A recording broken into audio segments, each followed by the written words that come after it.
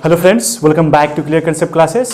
Friends, हम यहाँ देखने जा रहे हैं ICSE mathematics class 9 chapter number first, rational and irrational number.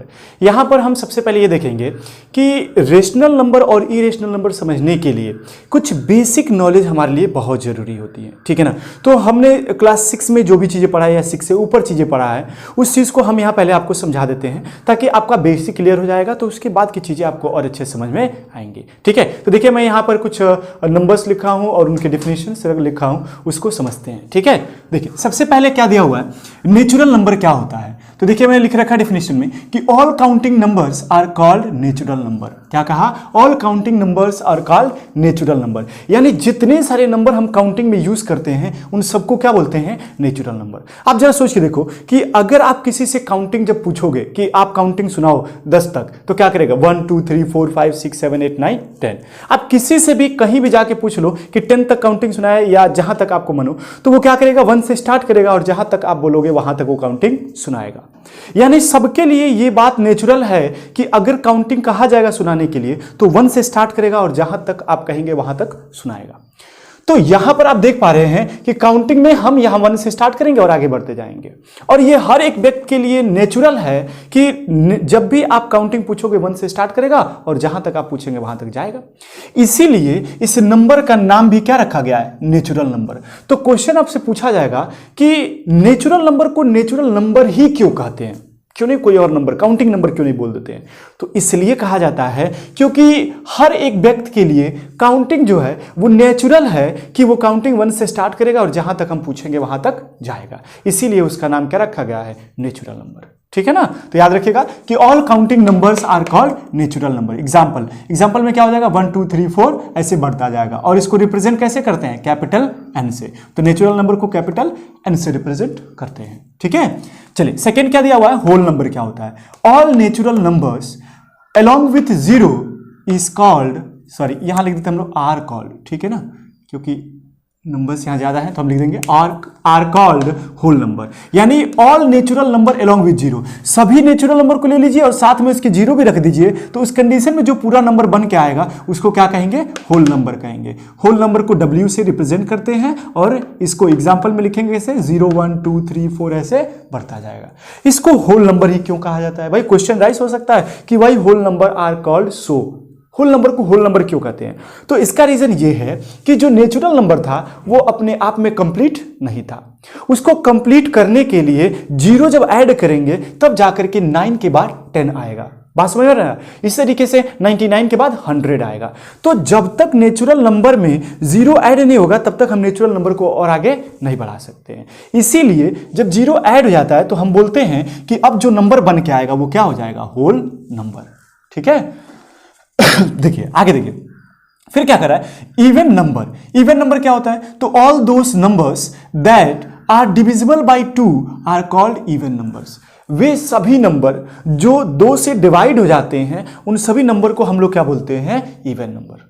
बात समझ रहे ना? तो ये तो आसान है, जैसे एग्जांपल में 2 4 6 10 इस तरह बढ़ता जाएगा, ठीक है ना। चलिए नेक्स्ट आता है ऑड नंबर। तो इसका उल्टा, जो नंबर 2 से डिवाइड हो जाएगा उसको क्या बोलेंगे? Even number. और ऑड नंबर में क्या हो जाएगा? All those numbers that are not divisible by 2 are called odd numbers. वे सभी नंबर जो 2 से डिविजिबल नहीं होते हैं उन सबको ऑड नंबर बोलते हैं। एग्जांपल में 1 3 5 7 9 11 13 15 इस तरह बढ़ता जाएगा, ठीक है ना। चलिए नेक्स्ट दिया हुआ है, समझना जो है जरूरी, वो है प्राइम नंबर। बहुत लोग प्राइम नंबर को समझने में गलतियां कर देते हैं। तो है कुछ नहीं, देखिए लिख रहा है कि all those numbers that have only 2 factors that is 1 and the number itself is called prime number. Factor का मतलब क्या होता है? जैसे मान लीजिए मैं यहां 6 लिखता हूं, तो 6 को कौन कौन पूरी तरीके से डिवाइड कर देगा? 1 का टेबल पढ़िए, 6 पूरी तरीके से आ जाएगा, ठीक है। 2 से भी कंप्लीटली डिवाइड हो जाएगा, 3 से भी और 6 से भी। तो 6 के ये सब के सब फैक्टर्स कहलाएंगे, ठीक है ना। जैसे मान लीजिए हमने 8 ले लिया, तो 8 किससे डिवाइड हो जाएगा? कंप्लीटली 1 से, ठीक है, 2 से, 4 से और 8 से। तो 8 के ये चारों क्या कहलाएंगे? फैक्टर्स कहलाएंगे। बात समझ रहे हैं? इस तरीके से अगर मैं 2 ले लूं तो 2 को कौन कौन कंप्लीटली डिवाइड कर सकता है? 1 और 2। 3 को कौन कौन कंप्लीटली डिवाइड कर सकता है? 1 और 3। 5 को कौन कौन कर सकता है? 1 और 5।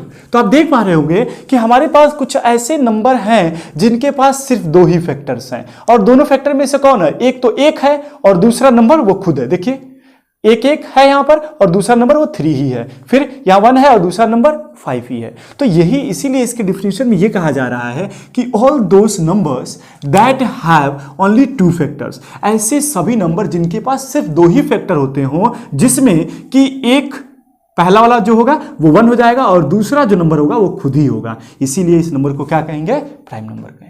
समझ आ रहा है? जैसे एग्जांपल में क्या हो जाएगा?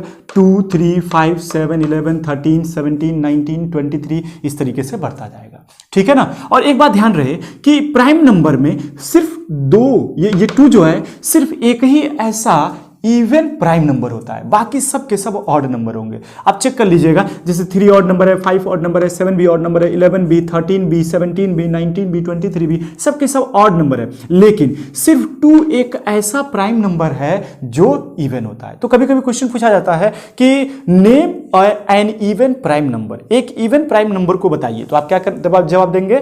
2। ठीक है, तो ये हो गया। अब नेक्स्ट जो दिया है वो क्या दिया हुआ है? Composite number. कंपोजिट नंबर क्या होता है? तो लिखा गया है कि all those numbers that have more than 2 factors are called composite number. Prime number में क्या था कि सिर्फ 2 फैक्टर होंगे तो प्राइम नंबर कहेंगे, और अगर 2 से अधिक हो जाएंगे तो उस कंडीशन में उन सभी नंबरों को क्या बोला जाता है? Composite number. तो इसीलिए इसके डिफिनेशन में लिखा है कि all those numbers that have more than 2 factors are called composite numbers. Example 4, 6, 8, 10, 12 इस तरीके से बढ़ता जाएगा। तो देखिए 4 के चेक कर लिए, 4 के क्या होंगे? 2 से अधिक फैक्टर होंगे, एक 1 होगा, ठीक है, 2 होगा, 4 होगा, तो 3 फैक्टर हो गए, तो 2 से अधिक है, इसलिए कंपोजिट नंबर में काउंट किया जाएगा। नेक्स्ट जो आता है वो आता है twin prime number. Twin prime numbers क्या होते हैं? तो देखिए लिखा हुआ है कि 2 prime numbers are said to be twin prime numbers if twin prime number if there exist a composite number between them. Twin prime number का मतलब होता है कि 2 प्राइम नंबर के बीच में जब एक कंपोजिट नंबर आ जाता है तो इस कंडीशन में उन दोनों प्राइम नंबरों को क्या बोलते हैं? Twin prime number. क्या बोलते हैं? Twin prime number. जैसे आप एग्जांपल देखिए 3 और 5, 3 और 5 के बीच में 4 एक कंपोजिट नंबर आता है कि नहीं आता है? तो इस कंडीशन में उसको क्या बोलेंगे? Twin prime number. और देखिए 5 और 7 के बीच में 6 आता है जो क्या है? कंपोजिट नंबर है, तो इसका मतलब 5 और 7 को क्या बोलेंगे? ट्विन प्राइम नंबर बोलेंगे। उस तरीके से 11 और 13 के बीच में 12 आता है और 12 क्या है? Composite number. तो आप यहां देख पा रहे हैं कि 2 प्राइम नंबर के बीच में एक कंपोजिट नंबर आ रहा है, तो इस कंडीशन में इन दोनों प्राइम नंबरों को क्या बोलेंगे? Twin prime number. बात समझ आ रहा है? ठीक है ना? तो याद रखेंगे कि ट्विन प्राइम नंबर क्या होते हैं। ठीक है, ये तो एक डेफिनेशन हुआ इसका कि twin prime number are said to be twin prime.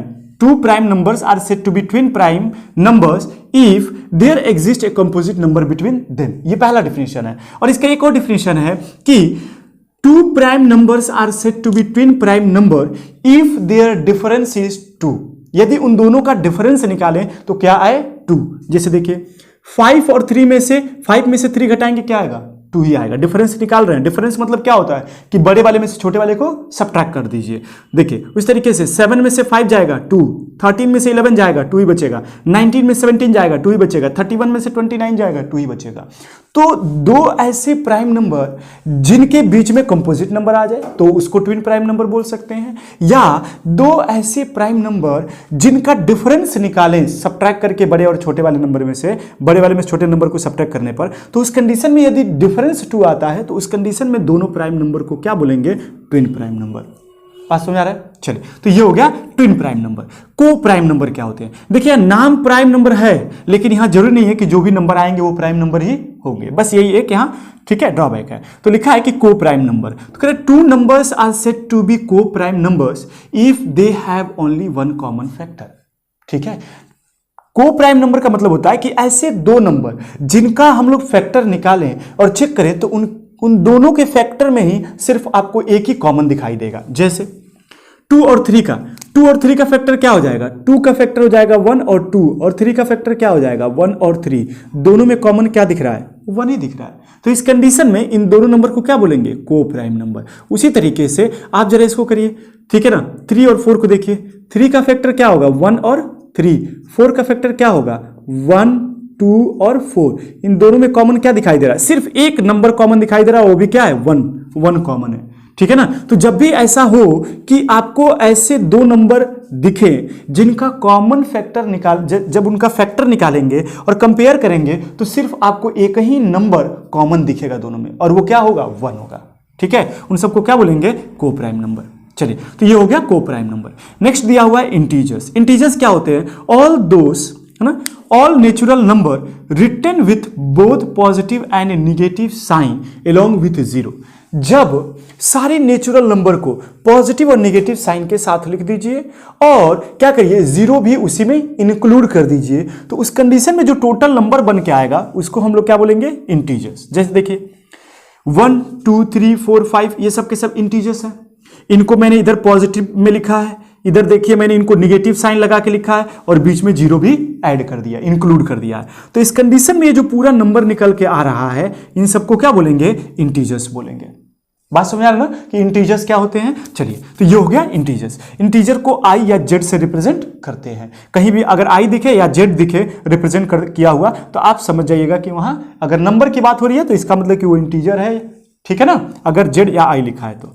उसी तरीके से नेक्स्ट दिया हुआ है रेशनल नंबर। कह रहा है all those numbers that can be written in the form of p by q such that p, q belongs to i but q is not equal to 0। मतलब क्या हुआ? कहा जा रहा है कि रेशनल नंबर का मतलब कि वे सभी नंबर जिनको हम p by q के फॉर्म में लिख सकते हैं, और p और q की वैल्यू जो भी हम रखने वाले हैं p की जगह पर या q की जगह पर, वो ध्यान रहे कहां से रखेंगे? इंटीजर से उठा के रखेंगे। तो आप क्या करिएगा? p की वैल्यू इंटीजर से, इंटीजर दिख रहा है ना ये इंटीजर, इनमें से कोई एक नंबर उठा लीजिए। ठीक है ना, 0 1 2 3 कुछ भी उठा लीजिए, p की जगह पर रख दीजिए। और q की जगह पर भी इन्हीं में से उठाएंगे, लेकिन 0 को छोड़ करके, 0 को बस छोड़ दीजिए, बाकी जितने नंबर इंटीजर में दिखाई दे रहा है आप q की जगह पर रख सकते हैं। और उस कंडीशन में जो नंबर बन के आएगा p और q रखने पर, उसको हम लोग क्या बोलेंगे? Rational number. ठीक है ना, जैसे हमने एक एग्जांपल यहां लिख रखा है, देखिए 1 2 3, ठीक है ना, 1 हो गया, 2 हो गया, 3 हो गया, इस तरह बढ़ता जाएगा। या -1 -2 -3 ले लीजिए, बढ़ता जाएगा। ठीक है ना, इन सबको भी हम रेशनल नंबर कहेंगे। क्यों? क्योंकि हम यहां पर 1/1 लिख सकते हैं, 2/1 लिख सकते हैं, -1/1 लिख सकते हैं, ये भी लिख सकते हैं। तो देखो ऊपर वाला p हो गया, नीचे वाला q हो गया, तो 1 को क्या कर सकते हैं? 1/1 लिख सकते हैं। तो आपको दिख रहा है यहां पर कि ये जो भी नंबर हैं, आप ऊपर जितने नंबर पढ़े हो ना, सब के सब रेशनल नंबर है। आप जितने ऊपर नंबर पढ़े हैं वे सब के सब कौन से नंबर हैं? रेशनल नंबर है। बात समझ आ रहा है? ये जितने नंबर आप पढ़े हैं ना, ये सब के सब रेशनल नंबर्स हैं। ठीक है, तो इसीलिए मैंने यहां लिख रखा है कि 1 2 3 ऐसे ले लीजिए, या -1 -2 ले लीजिए, ये सब के सब रेशनल नंबर होते हैं। या आप 2/3 ले लीजिए, ठीक है ना, -5/3 ले लीजिए, -8/2 ले लीजिए, -2/6, या कोई भी आप नंबर ले लो, बस ये ध्यान रहे कि q की वैल्यू आपको 0 नहीं रखना है। तो उस कंडीशन में जो नंबर मिलेगा उसको हम लोग क्या बोलेंगे? रेशनल नंबर बोलेंगे। ठीक है, तो चलिए ये हो गया रेशनल नंबर। अब बात आती है कि इरेशनल नंबर तब क्या होता है? तो अगर रेशनल नंबर को हम p by q के फॉर्म में लिख सकते हैं तो इसका मतलब कि इरेशनल नंबर को हम p by q के फॉर्म में नहीं लिख पाएंगे। तो देखिए वही चीज लिखा हुआ है कि all those number that can not be written in the form of p by q are called irrational numbers. ऐसे सभी नंबर जिनको हम p by q के फॉर्म में नहीं रिप्रेजेंट कर सकते हैं उन सबको क्या बोलते हैं? Irrational number. ठीक है, जैसे देखिए एग्जांपल में √2 को आप कोई फ्रैक्शन के फॉर्म में आप नहीं लिख पाएंगे। √3 √5 √7 ये ऐसे वैल्यूज हैं जिनको हम फ्रैक्शन के फॉर्म में नहीं लिख सकते हैं। इसीलिए ऐसे नंबरों को क्या कहते हैं हम लोग? Irrational number. और इसका सबसे बेस्ट एग्जांपल पाई होता है।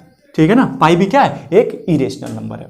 ठीक है, चलिए नेक्स्ट दिया हुआ हमारे पास रियल नंबर। ठीक है, लास्ट है। इतने नंबर को ही बस समझना है। अगर ये नंबर समझ में आ जाते हैं तो लगभग नंबर सिस्टम के हर एक नंबर के बारे में आप जानते हैं। तो रियल नंबर जो होता है इसमें ये कहा जा रहा है कि all rational and irrational number together are called real numbers. Real number का मतलब होता है कि जो भी आप रेशनल और इरेशनल नंबर आप पढ़े हैं वो दोनों को मिला दीजिए, उस कंडीशन में जो सम आएगा पूरा जो सम निकलेगा आपके लिए वो क्या कहलाएगा? रियल नंबर कहलाएगा। समझ आ रहा है? तो ये हो गए नंबर्स जो हमें समझने थे। अगर इतना आप नंबर समझ पाते हैं तो इसके अलावा अब कोई और नंबर नहीं है जो आपको समझना है, ठीक है ना। अब इतना समझने के बाद आसानी से इस चैप्टर के हर एक क्वेश्चन को आप सॉल्व कर सकते हैं, ठीक है ना। तो चलिए मिलेंगे हम नेक्स्ट वीडियो में। ये सिर्फ बेसिक पार्ट था, हमने बेसिक समझाया जो आपको जरूरी है इस चैप्टर को समझने के लिए। हम नेक्स्ट वीडियो लेंगे जिसमें आपको बताएंगे डीपली रेशनल और इरेशनल नंबर के बारे में, फिर रेशनल नंबर के बारे में उन सभी चीजों को बताएंगे जो कि क्वेश्चन सॉल्व करने के लिए आपको चाहिए, ठीक है। चलिए मिलते हैं नेक्स्ट वीडियो में।